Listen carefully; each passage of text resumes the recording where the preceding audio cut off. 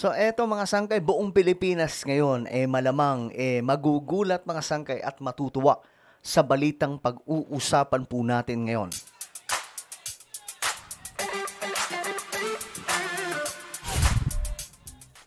So marami ang may hiling no na gawing live stream yung investigasyon sa flood control mula sa mga eksperto doon po sa ICI or Independent Commission ni PBBM. At ang kahilingan na yan, mga sangkay, ay mukhang magkakatotoo na. Alam niyo kung bakit? Pag-usapan po natin yan. Pero bago tayo magtuloy-tuloy at mag-umpisa, mga sangkay, sa mga hindi pa po dyan nakakapag-subscribe, tayo po ay malapit na makarating sa 2 million subscribers. Kaya naman ano pang hinihintay nyo?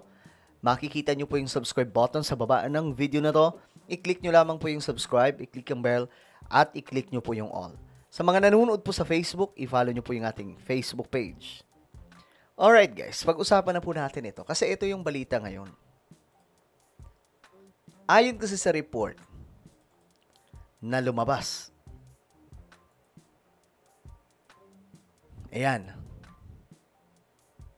ICI magla-live stream na. Naku, kaabang-abang ito mga sangkay. Kasi para po sa inyong kaalaman, itong ICI, hindi po to basta-basta. Kasi itong mga to, eksperto talaga pagdating sa batas, lalong-lalong na po itong chairman nila. Ito po ay isang retired justice. Sa madaling sabi, eksperto sa pagtingin sa mga ebidensya o sa isang kaso. Hindi po tulad mga sangkay doon sa Kongreso or sa Senado na yung mga nagbabalangkas o tumitingin mga sangkay sa mga ebidensya o sa issue ay nagiging pulutan ng politika. 'Di ba? Nagiging hagdan ng mga pamumulitika. Hindi mga eksperto pagdating po sa ganyan.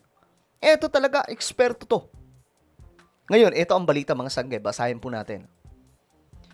Ibinahagi ng Independent Commission for Infrastructure or ICI Chairperson Andres Reyes na magsasagawa na sila ng live streaming ng kanilang mga pagdinig kaugnay sa mga anomalya ng flood control projects next Sunday. So next week mga sangkay. Sa susunod na linggo na pala. Ibig sabihin next week na po ito. Good news? For me, ayos to. Pero ako man, mga sangkay, sinabi ko lang nga po sa inyo, mas maganda sana yung hindi naka-live stream. Kasi nga po, may pa-surprise sa mga politicians. Hindi tulad ngayon, mga sangkay, kapag i-live na po nila yan, hindi na maso-surprise. Makakapaghanda dito. Yan naman po yung disadvantage kasi makakapaghanda yung mga buhaya. Pwedeng tumakas agad, pwedeng biglang mawala at magtago. Hindi tulad sa hindi naka-live stream na bigla na lang sila magugulat. Oy, may arrest warrant na pala ako. Oy, kasama pala ako sa listahan. 'Di ba? Pero sa amin mga vlogger, mas maganda 'to. Pabor 'to sa amin. Kasi nga po content 'yan, 'di ba? Maibibigay namin sa inyo yung mga information. Kaya nga lang sa kabilang banda, nalulungkot ako kasi alam nyo, maninilikado yung buhay nila dyan eh. Pwede silang takutin ng mga buhaya. Isipin nyo yung DPWH building sinunog. Ako, may own opinion. Hindi yun nasunog. Tingin ko talaga sinunog yun. Classic style ng pagsunog. Ng pagtanggal ng mga ebidensya. Pero ngayon kasi, computer na eh. 'Di ba? Kung gusto nilang mawala yun, burahin nila yung system. I-hack nila. Ganun po yung kasimple. Pero mahirap pong gawin yun, guys. Kasi syempre, may mga IT expert na rin po yung mga opisina ng gobyerno ngayon. Matatandaang sinabi ng ni ICI Executive Director Brian Kithosaka na hindi nila isa sa publiko ang mga pagdinig ng ICI upang maiwasan ang trial by publicity. Yan yung tinutukoy ko mga sangkay. ICI is only 39 days old. For the last 21 days, we only had 3 lawyers. Now we have some volunteers from PAO or Public Attorney's Office and from the other agencies, but we will try our best to be able to full blast investigation of all these fraud. Saad po ni Reyes sa kanyang opening statement sa pagdinig sa Senado ngayong Miyerkules. So, nakaraang araw ito mga sangkay. So, good news to. Dito na, naku, buong bansa na naman mawiwindang neto. Naku po, kahit ako mga sangkay, lahat siguro ng information, laging may breaking news, breaking news, breaking news. Pambihira. We don't have the facility and we don't have the rules of procedures.